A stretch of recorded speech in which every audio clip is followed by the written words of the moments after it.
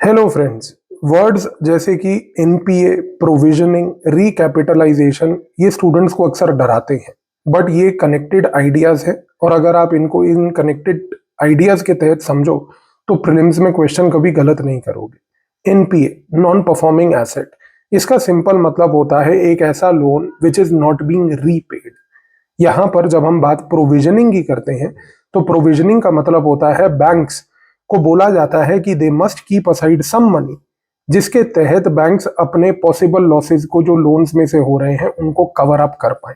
तो प्रोविजनिंग का मतलब होता है कि जेब में कुछ ऐसा थोड़ा बहुत पैसा असाइड रखना कि यदि कल को आपका लोन यहां पर कोई लॉसेस में जा रहा हो तो आपके पास कवर अप करने के लिए पैसे की अवेलेबिलिटी हो। और रिकैपिटलाइजेशन का मतलब होता है कि जब गवर्नमेंट बैंक्स को मनी देती है बैंक्स को ओवरऑल स्ट्रेंथन करने के लिए।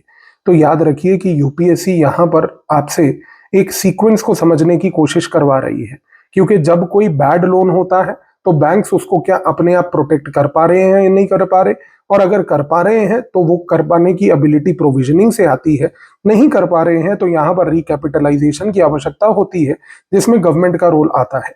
इस तरीके से अगर आप ये सिंपल चेन ऑफ थॉट को क्लियर रखेंगे तो एनपीए, प्रोविजनिंग और रिकैपिटलाइजेशन में आप कभी किसी प्रकार की गलती नहीं करेंगे। Thank you.